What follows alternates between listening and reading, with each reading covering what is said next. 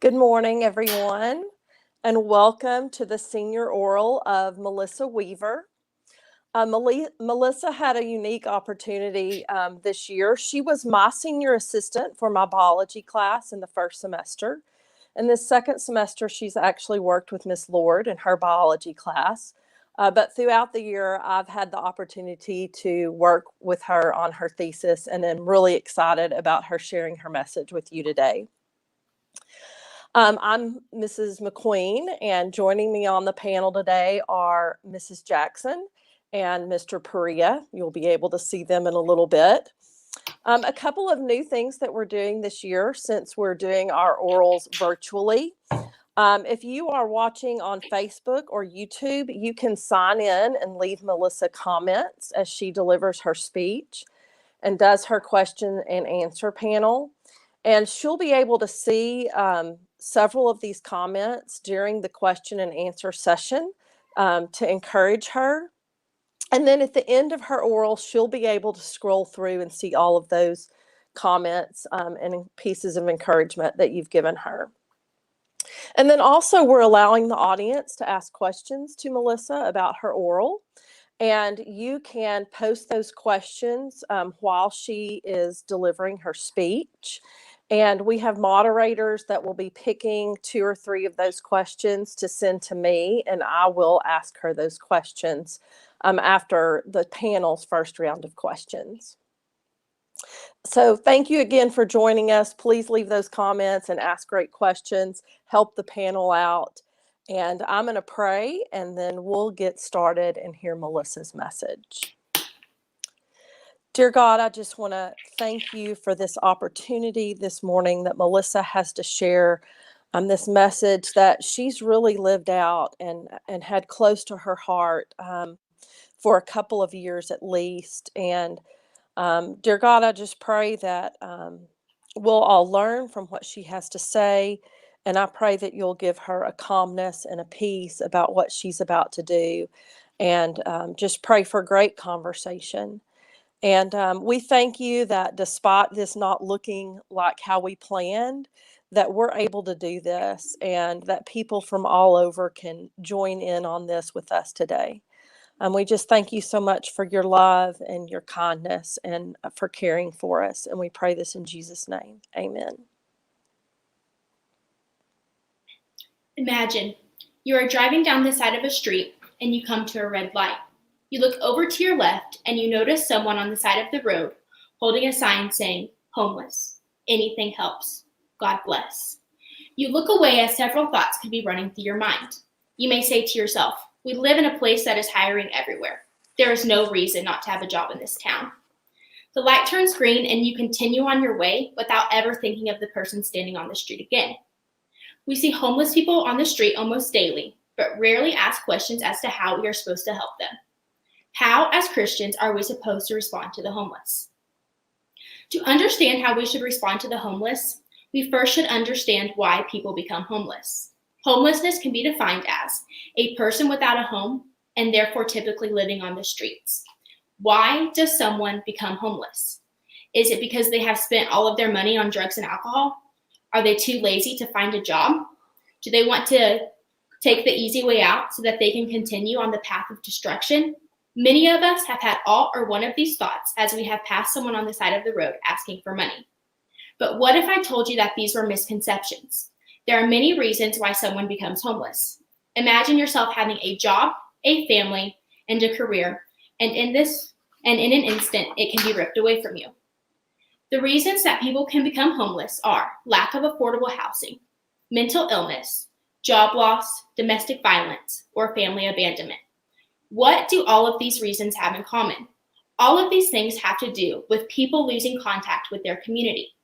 I believe that we were not meant to walk through our trials alone. We need community to help us walk and cope through life with. Most homeless people do not have this, so it is harder for them to break free from the hopelessness and despair that they are experiencing. Many homeless people do become addicted to drugs and alcohol, but that is not a reason they become homeless. This is their way to cope with the hopelessness that they are experiencing. Many homeless people have or have had at one time a great career, a college degree, and a family. You may ask, how can someone become homeless after having all of these successful things happen to them? They become homeless because they have experienced a life-altering tragedy. It is hard to move on when you are experiencing immeasurable grief, loss, guilt, or failure. Every single person knows what it is like to experience these emotions, but some people have a harder time dealing with them, especially when they have no one to walk through these trials with. For my thesis, I read Same Kind of Different as Me. It is a story about a man named Denver and how he changed the lives of those around him.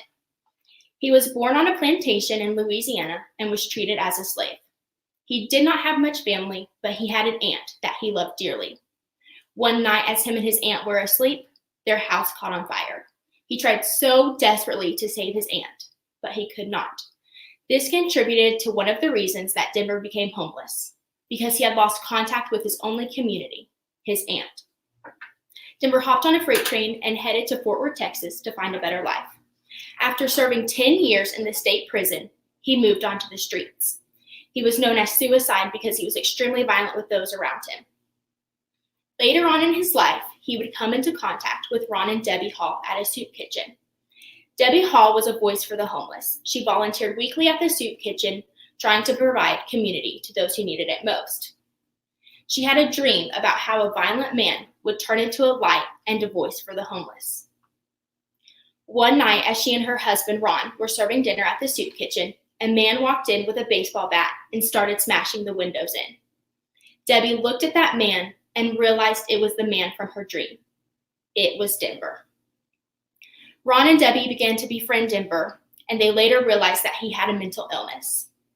And as I mentioned earlier, a mental illness is a reason why someone can become homeless. When I interviewed Ron Hall, the author of Same Kind of Different as Me, he told me this. Denver was a schizophrenic and once almost killed me with a baseball bat. God was not through with Denver, and I knew that I was supposed to help him through. Mr. Hall did not give up on Denver just because he had a mental illness. He could see past this because he knew that God was using him to bring community back to Denver. Denver was made in the image of God and served a purpose for his life. And even though he had a mental illness and was homeless, he still deserved a community. Many homeless people become so embarrassed that they would rather hide on the street than reach out because they are ashamed or have no one to reach out to. There is always more to the story about why someone becomes homeless. We just have to be willing to understand it may not always be what we are thinking. Now that I have shared the reasons why people become homeless, I am now going to talk about how we should view it. Many people can view homeless people as a problem and not as human beings created by God for a purpose. Why do we ignore people who need love the most? Is it because we do not want to face the problem that there are people that are experiencing hopelessness and despair? Maybe it's because we think that we have too much on our own plate, so we cannot help somebody else. This is not what God calls us to do. In Galatians 6:2, it says, "Carry one another's burdens, and in this way you will fulfill the law of Christ." God calls us to share our burdens with one another, and this includes the people we see on the street. When we see people on the street begging for food or for money, it is hard to understand why they are in this place. We can see it as unacceptable behavior. But could this be an understandable reaction for the situation that they are in? We should see that everyone is made in the image of God. Genesis 1:26 says, "Then God said, let us make man in our image, after our likeness." This Bible verse is something that most of us have heard more than once in our lives. In my sophomore year, I took World History 2, and in this class, we talked daily about how everyone was made in the image of God. My mind began to wonder that if everyone was made in the image of God, then why do we treat homeless people less than who God created them to be? We should treat homeless people with the same love and respect that we show our friends. We should also show love to our homeless friends, not because we feel bad for them, but because we should give them the decency of being treated as a human being. This is why many people feel that they cannot help, because it takes a relationship and not just handing them food and moving on. Denver has once said, "You are blessing peoples with your dollar and service, but a dollar bill and a plate of food is not changing a life. That takes love." We should view homelessness through the eyes of love because that is the greatest commandment God has given us. We now know some reasons why people become homeless and how we should view those who are.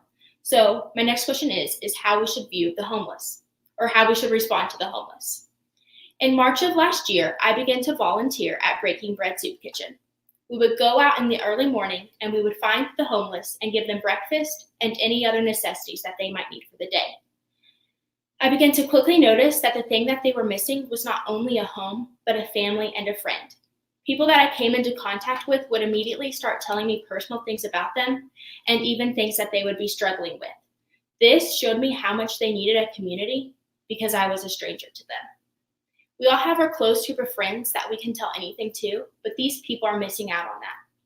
One of the ways I realized people can help is by being their friend. This takes love and commitment because a friendship with a homeless person takes time. We all want to feel like we have a place in this world with a purpose, and the homeless do not feel like this, sometimes because of our inaction and sometimes because of what they have lost. If we treat people as if they are invisible, that is how they are going to feel. It is our job to encourage and lift up those who have no one to do that for them. Matthew 25:40 says, "The king will reply, 'Truly I tell you, whatever you did for the least of these brothers and sisters of mine, you did for me.'" When we care for the homeless and become involved in a relationship with them, we are doing this for God. When Denver met Ron and Debbie, he was a hopeless man.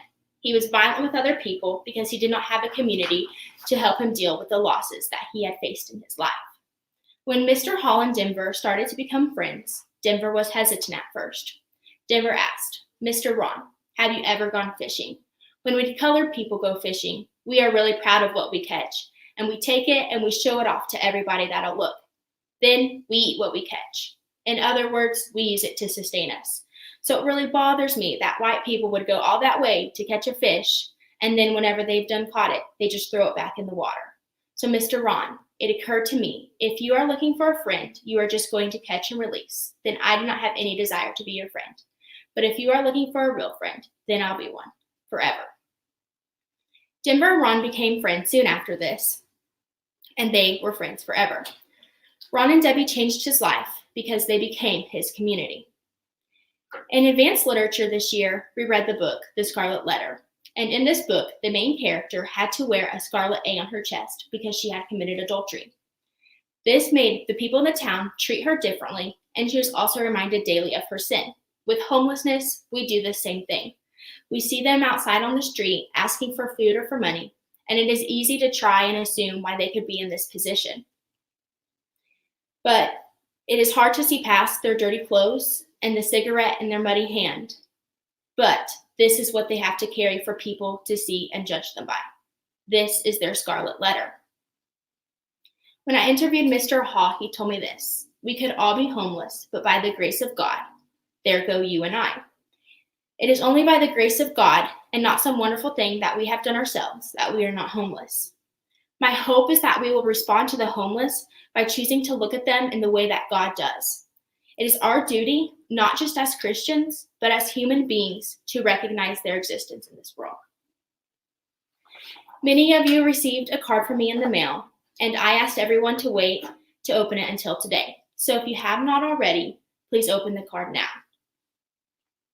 My homeless friend, who I met through Breaking Bread, shared his love with me through a sweet card. And during my oral, I wanted to share the same love with all of you. And now I am challenging you to find someone in your life who may need a little extra love right now by giving them one of the cards that I placed in your envelope. What a wonderful gift our friend has given us. Imagine you are driving down the street and you see someone on the side of the road holding a sign saying homeless.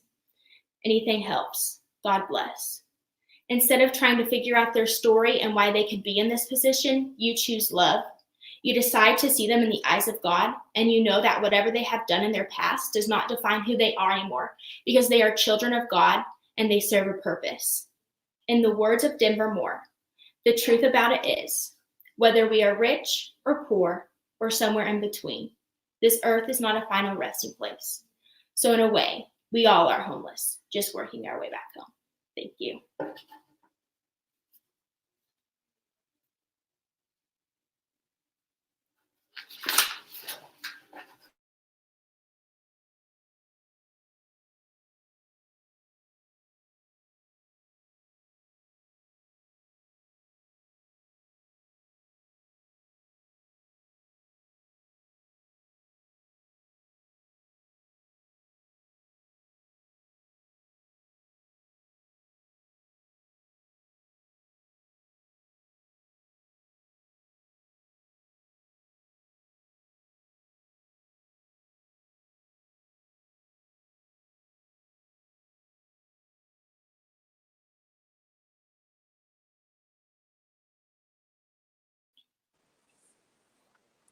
Great job, Melissa.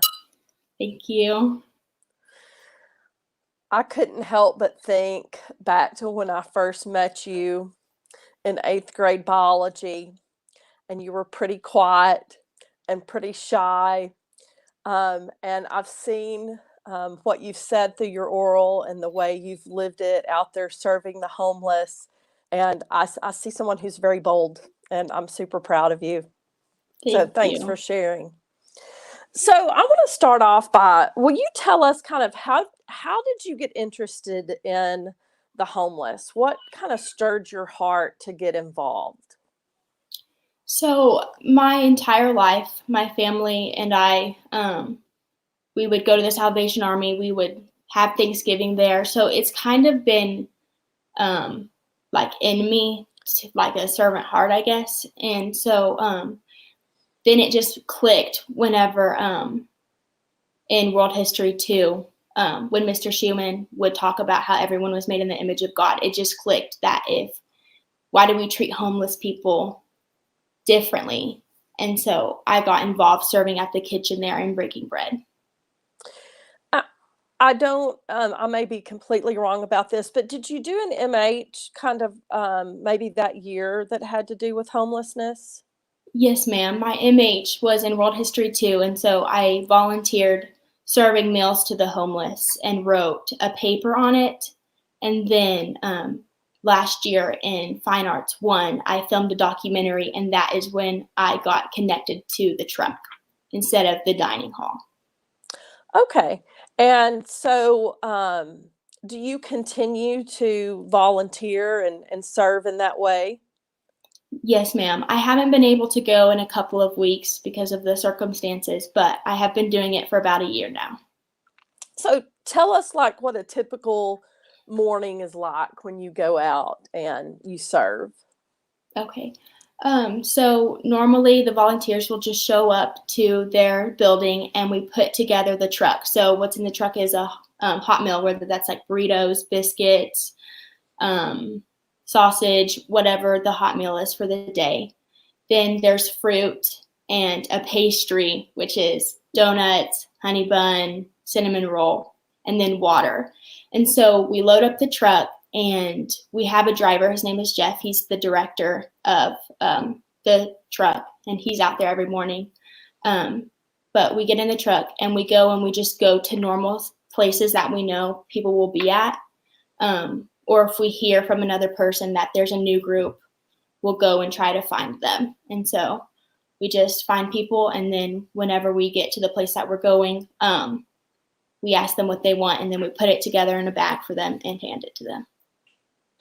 So you talked a little bit in your paper about how many of them have opened up to you and they've shared their problems with you. And one of the things I thought about is there some reason they do that specifically with you? Or do you observe that they really do that with anyone who's out there serving? I think it can be with anyone. I think what they're missing out on is just that connection. And so I don't think it's necessarily me, but I think if whoever went out there, people would automatically open up to them just because they're missing out on that community and they want a friendship with someone. Okay. So you don't think there's anything particular about your attitude or your personality or your heart that draws them to you? Um, well, I don't want to be like, oh, I'm so loving and caring. That's why they're drawn to me. Um, I mean, I don't know because I'm the youngest one there, and normally sometimes I'm the only girl there, and so maybe that's it. If there's another female there, I'm also a female, so it's easier to connect to me than an older man, and so I think maybe that is one of the ways that they open up to me. Yeah, I when I read that, I felt like, well, I think you do, especially have a compassionate and kind heart, and that people are probably drawn to that. And then I think also at a fairly young age, you've kind of shed your prejudice about homeless people, and maybe a lot of us who are a little more jaded or older, it takes us longer maybe to do that. Maybe I'm just speaking from my experience personally. Um, and I think I would maybe be a little nervous out Mhm. there, and you probably don't have that. You feel comfortable, and so I think there probably is something about you that draws them to you. Although I completely agree that they really need a friend in a community, Mhm. and probably are glad for anyone to come out there and visit with them. Mhm. Um, all right, well, I'm going to pass it on to Mrs. Jackson, although I could talk to you for a really long time. Okay. Great job, Melissa. Thank you. So kind of from what you and Mrs. McQueen just talked about, it seems like you in particular have a community to offer these people. And the community you're offering is compassion and a kind heart. And in some cases, just the very fact that you're female and can interact with these other females that are out there. So, do you think maybe each of us as individuals has a specific community we can offer to the homeless? Or is it just an across the board something that we can offer? Are you asking, like, do each of us offer different things to bring Yes. to the community? Yeah. Okay. I definitely think everybody can bring something different. I think the point of my oral was to bring community by showing love and acceptance. But obviously, they're homeless. They need other necessities than just love and kindness shown to them. They need food, water, a place to sleep. They need those things. And so I think you can offer different necessities that they might need for them, and that's how you bring community back to them. Okay, and that's what I was trying to get at, I guess. So, what are some of the needs that they have? You talked about mental illness, addiction. So, what are some of those other needs that you've seen here in Midland that these people have that maybe some of us out here listening could meet?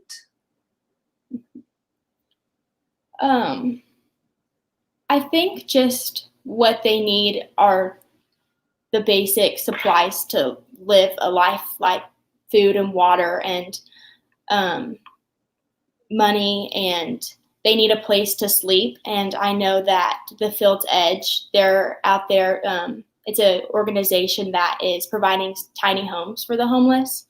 And so that is one way to get involved is becoming involved with that organization, because they are raising money. They are needing supplies to be able to run that. And so I think that's one way that people can help the community. And then also Breaking Bread will take donations. And so I think that also is another way.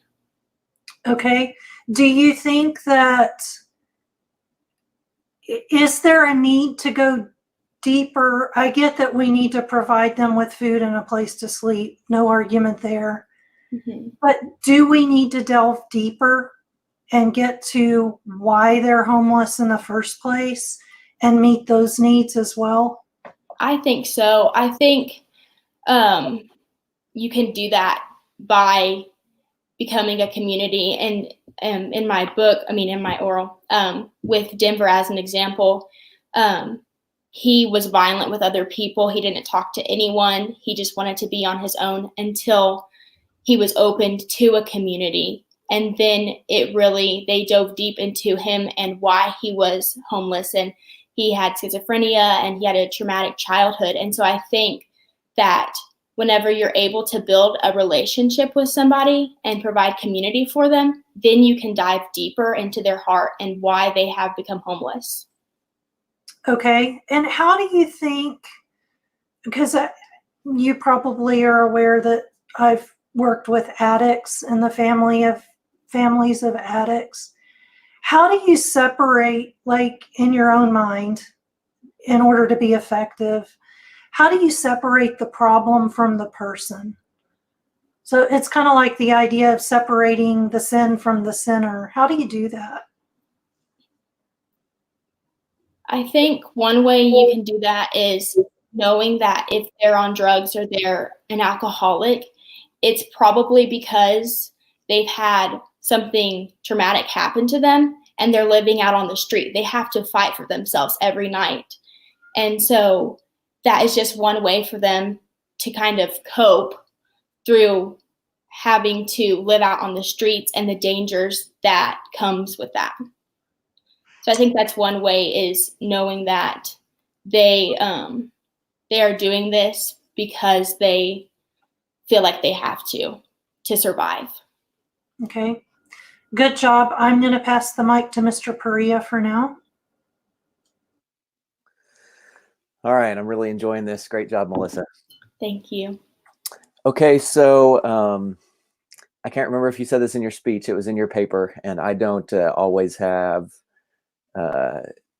this doesn't always work out for me that I've read the book that you read, but I have read this book before. I don't remember this scene from the book, but it certainly makes sense. The one where Ron Hall is afraid that Denver's going to come after him with a baseball bat. Mm-hmm. What are some of the risks that that are involved with helping a risky population that you see? Mm-hmm. Like violent? Is that what you're asking? If they turn violent? I'm just leaving it open-ended. What are some of the risks that you see? Okay. I think that's kind of hard for me to answer because I'm out on a truck and I'm surrounded by many volunteers. And so I've never been put in a position where I feel like my life has been at risk, or I've, I don't think I've ever been in a position where I've experienced that. I know people have, but I haven't. Mm-hmm. Okay. Do you, let's speak about just the risks that other people experience. So maybe some of the other helpers, what kind of risks do you think are just kind of inherent in reaching out to a at-risk population? Mm-hmm. I guess it's hard because if they're on drugs or drunk, that obviously can messes up your mind. And so if someone is trying to reach out to that person, it can become a bad situation. But other than that, I don't know any other risks because I don't think that there's like that many risks. Just from my personal experience with them, there's like people always say like, oh, homeless people are violent, you shouldn't be around them. And so I've just never had that experience. Okay. But I would say probably, I guess you've kind of hinted at this already, but would you say that there are ways that you so far as an 18-year-old girl could put yourself at risk by being helpful to the homeless population? And what are some of the things that you've kind of set up as safeguards against that? Just not going out by myself. If I see someone on the side of the street, I'll wave, I'll smile, and if I feel led, I'll give them food or money, whatever I have in my car. But I'm not going to go out and approach them. Or if I see a homeless person or I know of someone who lives we know people that live out in like not the woods, but by the interstate by the grassy area. I would not go out there by myself and approach someone. I would have either my dad or another male figure with me so that I would not put myself in a position where I could be harmed. Okay. Do you think, this is a weird way to ask it, but do you think there's risks involved for the homeless in this interaction as well? Do you think there's any dangers for them? Obviously not you with a baseball bat. That's not what I'm really thinking of. But yeah. So what are some of the risks involved for them, or are there any? There's definitely risks for the homeless. Every night they have to protect their belongings because other homeless people will come and steal from them, or other people that will see them out on the side of the street will be rude to them or throw things at them or even steal their backpack. And so it definitely is a risk, and being homeless, especially in the nighttime, is extremely dangerous. Okay. But like, I guess I'm more wondering the act of you helping them, is that a risk for them?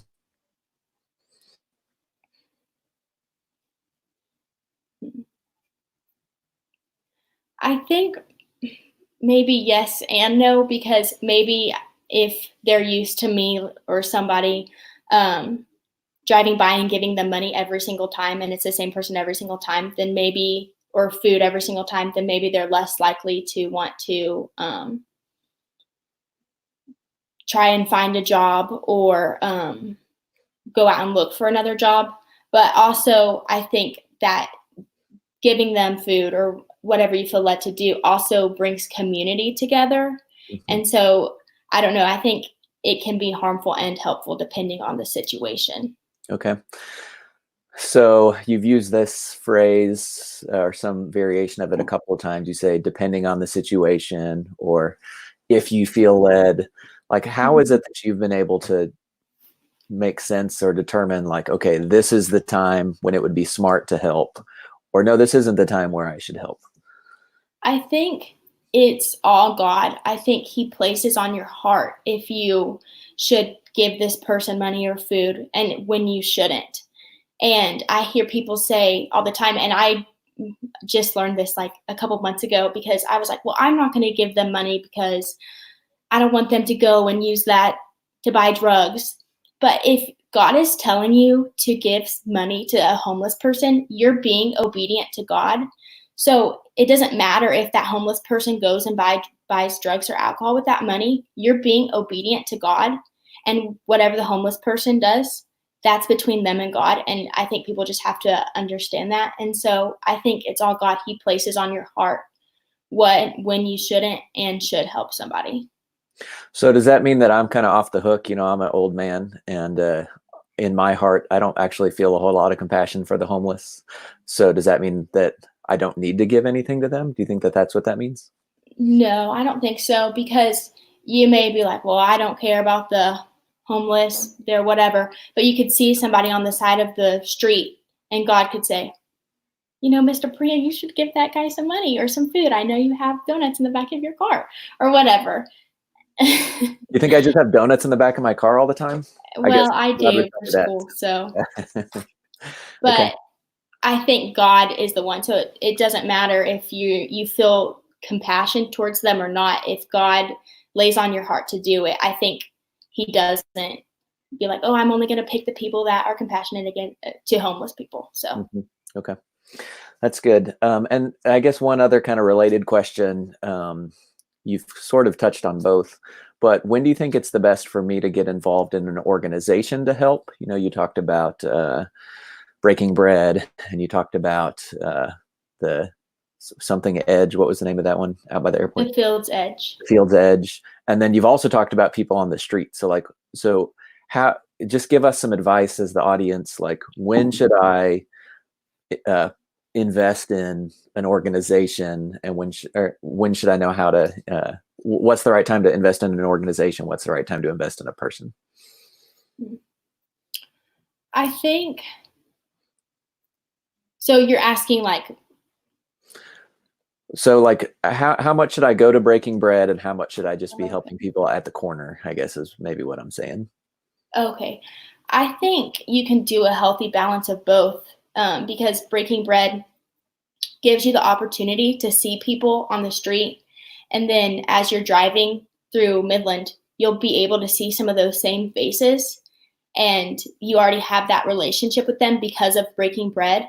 And so you're more led to talk to them or ask them how their day was as the light is red and you just roll down your window and talk to them.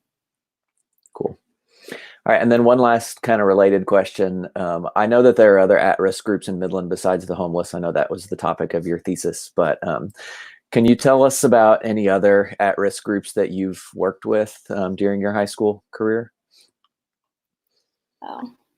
So I think I know what you're asking. Yeah, so I'm fishing for going to something. say it. Yeah, just say it. So, yeah.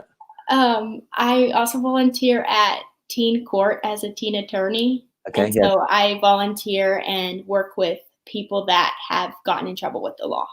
Okay. Tell me just something neat that you've experienced through that.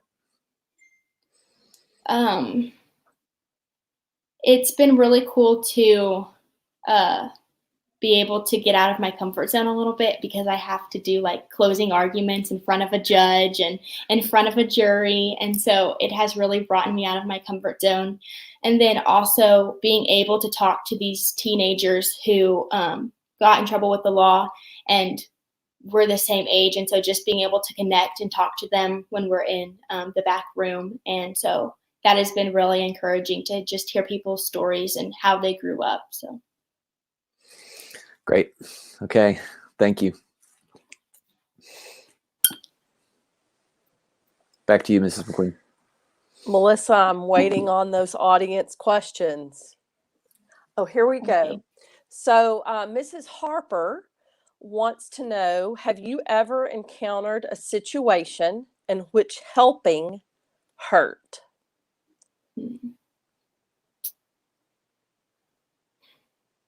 I don't think. I'm assuming she means like, has you helping actually hurt that individual or not been a good thing?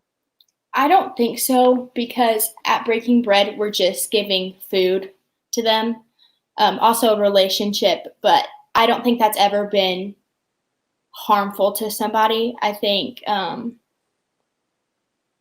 just because of what we're doing, by just giving them food and stuff, we're helping them. Okay, if you looked at that question differently, like from your perspective, have you ever encountered a situation in maybe which helping hurt you or hurts the helper? We'll just cover all our bases.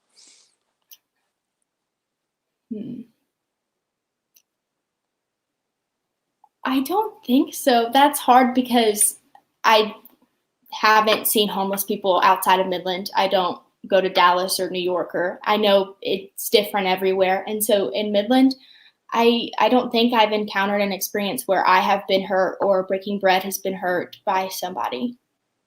Okay, thank you. I'm going to ask a related question about that.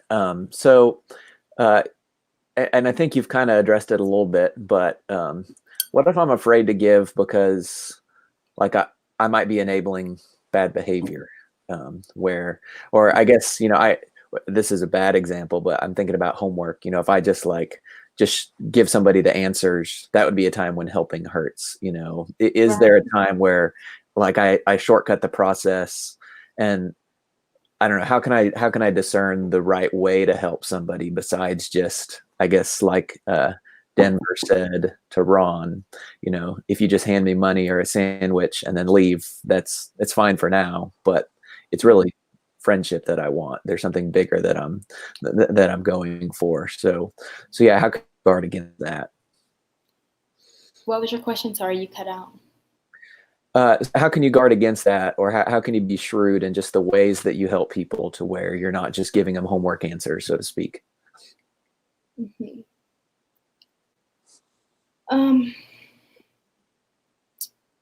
I think I think I kind of already said this earlier, but discernment comes from God. And so knowing when is the right time and when is the wrong time comes from God. And then also if you're handing somebody food or money or whatever you want to give them, I think that opens the door for a relationship to come in. And I don't necessarily think that it's hurting them, because a relationship is going to come out of it. So the next time that you see them on the street, you can roll down your window and you can talk to them, or you can wave at them, or you can smile at them. And so, yeah, that would be my answer. Okay, good. Thanks. All right, question is from Jess Sharp. What is your biggest fear in regards to serving the homeless?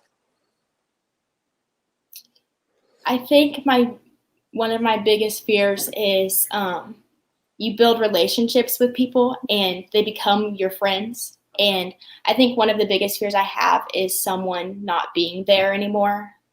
something happens to them or they leave Midland, because that happens quite a bit. I think that's probably my biggest fear, is them leaving or something bad happening to them. Okay. That's good. Can I jump in here for a second? Sure. So, Melissa, have you ever had that happen, or have you ever had a success story where someone here in Midland got out of their situation and it was kind of a joyful thing? Yes, ma'am. So at the beginning of volunteering, I met a lady at the Salvation Army, and we became really close. I memorized her breakfast order, and I remember one day she always wanted a honey bun in her bag, and so I put a honey bun in her bag, and I just gave it to her, and she said, "Oh, you remembered?" And I said, "Yeah, I remembered." And she ended up getting a job and at the hospice care center thing. And so I haven't seen her, and she got her own apartment too. So I have not seen her in a really long time, but that was really sweet to build that relationship with her, but also kind of sad because I miss seeing her. So. Okay, thank you. All right. This is from Maggie Zarate. Hey, Melissa, great job. Where are you going to college, and how do you plan on serving, volunteering in the future? Okay. So I am planning on, depending on how these next few months go, I am planning on either staying here and going to Midland College for a year, or going to Bland College in College Station. And I do plan on serving or volunteering, staying with Breaking Bread if I stay in Midland, or in College Station, finding an organization that I can work with. Do you know what you're planning to study, or anything like that? Or are you still keeping all your options open? I am planning on studying political science. Okay. And what do you want to do with that? I either want to work at an embassy or work at the U.S. Department of Justice. Okay. So why do you think, is there any relationship between like your draw to helping the homeless and your draw to like working at the Department of Justice or an embassy or something like that? I think so, because I've always been like a very justice-oriented person. And so I want to help people. That is just like my heart's desire, is just to help people and to help America. And so, yeah, I think there definitely is a connection. Okay, that's great. Okay, I'm going to shift gears a little bit because I feel like we've focused a lot on the homeless. But if you haven't had the opportunity to read Same Kind of Different as Me out there in the audience, you should read it. I've actually read it twice. I read it with Melissa this year, and I've read it before. And what I noticed more on the second time is the second time I read it, my focus was not so much on Denver, who is the homeless person. But what I found is that Ron and Debbie changed as much as Denver did. So could you like tell us how Ron changed? Yes. So Ron was an art dealer. He had a lot of money. He treated the homeless pretty rough, as he would say. Him and his wife had some marital problems. And he even said in an interview once that he had passed Denver on his way to work every single morning.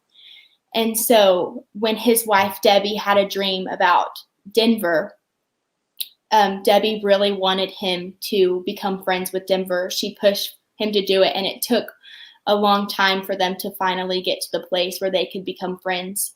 And so Ron definitely changed his character, because he was no longer concerned with how much money he was going to make. He just wanted to love and serve the homeless.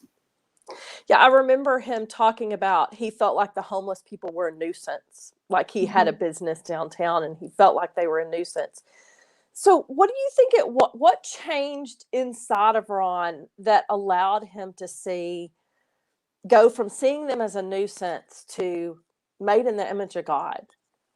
hmm I think his heart changed because of God. I think that God used Debbie to change his life because Debbie did volunteer at the soup kitchen. And I think Debbie prayed for him to kind of come back to that realization that money isn't everything and that he needs to love and serve other people. And she even brought him to the soup kitchen with her. And so I think God used Debbie to make him look at the homeless differently and to also want to become Denver's friend. And then I also think Denver also changed Ron's life as well. How do you think Denver changed him? I think Denver changed him because Denver was so wise, and he, whenever they would meet, Denver didn't know how to read or write, but he was so smart, and I think that's how he changed Ron's life, because Ron was thinking, well, this guy doesn't have anything to give to me because he's homeless. Like, I can only give to him. I can give him a car. I can give him a house. But because Ron had that mindset, Denver was able to show him just how wise he was and just how much he could offer Ron. Yeah, I think about that one of their very first conversations where they were sitting in the restaurant and Denver talks about the fishing. Mm-hmm. And like just what a realization that might have been to Ron, and what Ron learned about friendship from Denver. And I think to me, that's how we need to shift our thinking, that I'm not here to serve the homeless, but if I will serve them and I'll get in relationship with them, they can change my life every bit as much as I can Mm-hmm. change theirs. And I think that's what happened with Denver and Ron. And that's why I love the story. And clearly I see myself, and I think most of us would see ourselves more in Ron's view. Mm-hmm. So do you think that our current situation, we've touched on this a little bit, but with the pandemic, like how has it changed your how would it affect your message? How has it like changed the homeless situation? How has it like changed the ministries that are out there serving them? Do you think it's changed people's attitudes towards those in need? So, because I haven't been able to volunteer on the truck, I texted the director, Jeff, and so he gave me kind of what they've been seeing. And so there is an increase in the homeless population. People just not necessarily chronically homeless, but people that have lost their jobs and maybe can't pay rent the next month, and so they're out on the street. So they have had to increase the food that they are taking out on the truck. And then he also said that the community for the homeless people are now going back into their homes. So there's not as much people out anymore. And so people also aren't as willing to give anymore because of the economy right now. And so those are just some of the problems that the homeless have been faced with. So there's more homeless, fewer volunteers, fewer Yes, ma'am. funds to like help with that. Yes, ma'am. So we've touched on this twice, but just so people hear it one more time. If somebody out there in the audience is moved to like get involved, what can they do? So there are many organizations in Midland that help the homeless or help people that are in need. The two biggest ones that I'm involved in are Breaking Bread and then the Field's Edge. And so Breaking Bread, you can donate food, cans, whatever you can, money. And then you can also serve in the dining hall and also on the truck in the mornings. And then for the Field's Edge, they are putting together a bunch of tiny homes for the chronically homeless to come live in. And so they need people to donate to them and to volunteer whenever they become open. Yeah, and so like even when the Field's Edge actually starts building, like people can volunteer to like help build that community. And it's not the Field's Edge isn't just about providing a home, but it will be community oriented.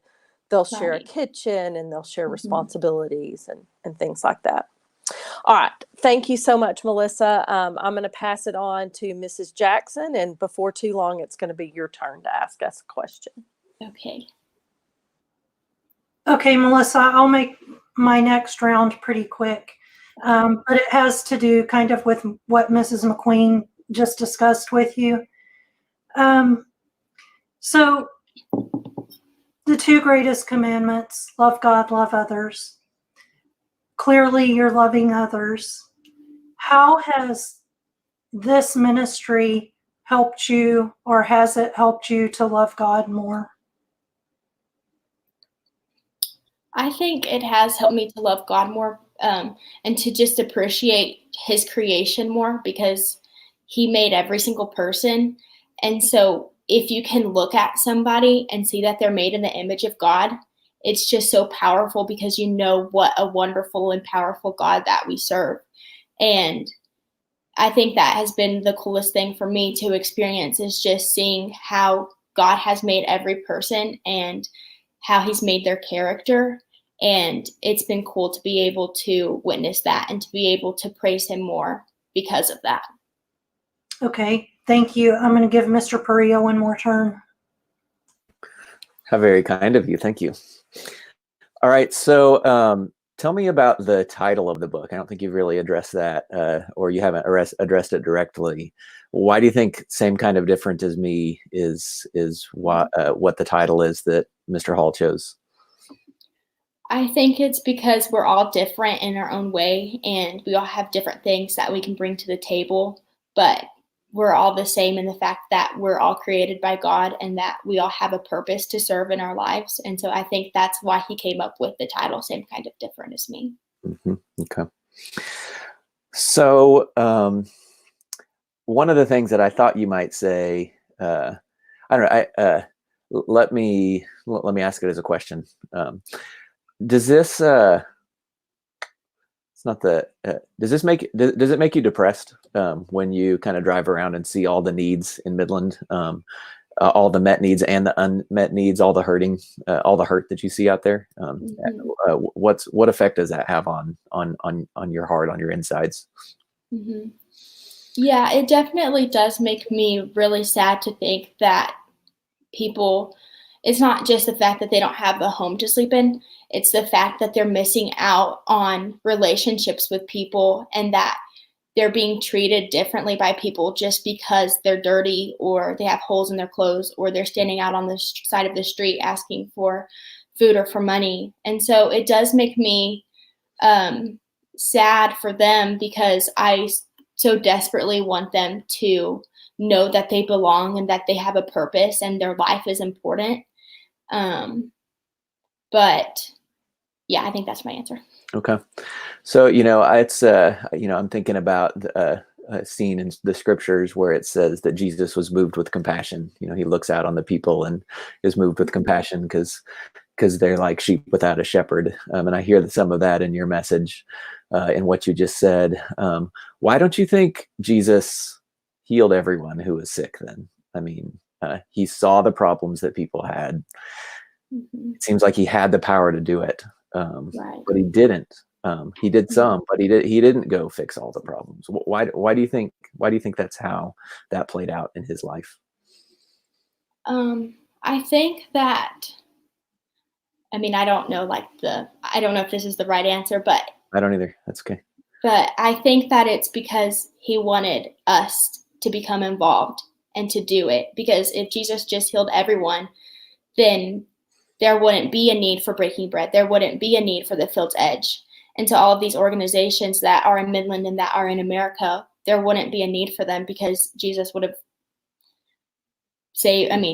healed them all. And so I think He left that for us to do. That's good. Well, I often wonder, I'm your geometry teacher, so I've had you in a few classes, and then you show back up in my class, and I have to kind of pry it out of you. But I hear about all these things that you're doing behind the scenes, and I think it's just so neat how you have made a willful choice to live sacrificially and to be aware of the needs in our own community. So thank you. This has been inspiring. So Thank you. I guess it's your turn now. So fire at will. Okay. So my question is, can you give a moment where somebody offered you unwarranted grace, or a moment where you offered somebody grace?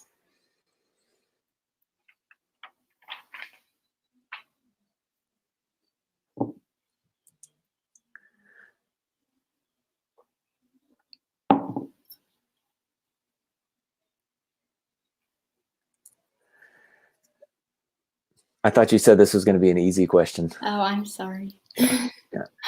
The other two ladies have conveniently left their mics muted, so I guess that means it's my turn to go first. I have a lot of stories that I could choose from, mostly of me offering other people grace, since I'm just such a grace-filled individual. No, just kidding. Yeah, there have been moments in my life where I deserved things to work out a certain way, and they worked out a very different way that have been life-altering, that I'm really grateful for. And so, some of them have been like the grace of somebody. This is a weird way to say it, but the grace of somebody getting in my face and saying, "You're being an idiot." And it didn't feel like that in the moment. But then as I went back to kind of lick my wounds, it was like, that's actually what I needed to hear in that moment. And God, thank you for getting my attention. And I don't know if somebody had just kind of given me a high five if I would have gotten that wake up call. But one that comes to mind is when I fell off the cliff, and I was sitting there at the bottom. I had made a mistake, and I kind of had my speech, my prodigal son speech, hat in hand. I've messed up. I've sinned against you. I shouldn't have done this. I shouldn't have done that. And so then the paramedic gets down there, and I have my speech ready. Hey, look, I'm a responsible citizen, but I messed up. Sorry to inconvenience your day or whatever. And he used some colorful language, but he just said, "Look, stuff happens. That stuff's behind us. My job is to come up with a solution moving forward." And so, just like, obviously you're going to still have to live with the consequences of you falling off the cliff, but I don't have to like wave my finger at you and tell you all the things you should have done. That's obvious to you now. And God is gracious to us in that he says, okay, you've confessed it. Now, what we get to do is work on the reconciliation. So that's one that comes to mind for me. It's a hard question. I do feel like that I'm often in the position of needing a lot of grace, more so than I give it out, which is probably not a good thing. Um, and I actually think this kind of relates to what we've been talking about. Like, as a teacher, I'm often in a position to decide, okay, do I give the grace to this student, or do I really stick it to them? And, for me, it's always about what's going to help them the most. Do they need it to be stuck to them in order to learn what they're supposed to learn from this situation? Or do I need to give them grace? And this is going to seem really random, but I used to live in Dallas, and I drove a long way to church in the mornings. And there was a certain family that I would pass on a street corner, like you've talked about, every day. And for me, it's a little different when there's children. That tugs on my heart more. And I also think, well, like, they're certainly not to blame for whatever situation they're in. But I just remember talking about it with a friend, and I grew up in an atmosphere that was judgmental and would have said, they're just going to waste that money you give them, or they're just going to do this with it or that with it. And I was having a conversation with a friend, and what I came to realize is something you said earlier. I'm accountable to God for what he's given me and what I do with it. And if I give something to that person, then they're accountable to God for what they do with that, not me. And it opened up an attitude of grace in me towards those people. And I can apply that same thing to my students. I can give you grace in this situation, and then what you do with that, you're accountable to God too. I can't make that decision for you, but God has given me a lot of grace through his son, through other people, and I've got to lean towards passing that on and not hoarding it for myself. That doesn't really entirely answer your question, but that's what I've learned about grace and giving it to others, and knowing I'm in desperate need of it myself. Mm-hmm. I think for me, ditto what Mrs. McQueen said about giving grace to students, and that is a struggle to know when to do that. As far as when grace has been given to me, there have been some people that we have interacted with in our ministry who are not safe people to be around. And there was one particular incident, and I won't go into details, but where God really protected me in my own home. And so that's the one that came to mind when you asked that, was just the fact that God offered me physical protection and grace in that situation. Melissa, this has just been so delightful, and thank you so much for sharing your heart, and it's consistent with the life that you've lived, and so it's been such a privilege to get to know you across the years, and very well done. So you've the message has been inspiring and leaves us plenty to think about. So I'm going to close this in prayer, and we can be done. Okay. God, thank you for your goodness, and for your compassion, and for your grace that you give us when we don't deserve it. God, you have, there are needs all around us all the time, and it is overwhelming when we think that we have to fix all of them, and maybe we get paralyzed. But God, give us the courage and the sensitivity to listen to your spirit, to know when the right times are to give sacrificially, whether it's to someone at the corner, to our own brother or sister, to someone at church, to a friend, but help us to listen to you in those moments. Thank you for just all the ways that you have prepared Melissa for this day. I know you have great things in store for her future. And God, thank you for allowing us to be kingdom builders alongside of you. We pray all this in Christ's name. Amen. Great job, Melissa. Woo! Thank you. All right.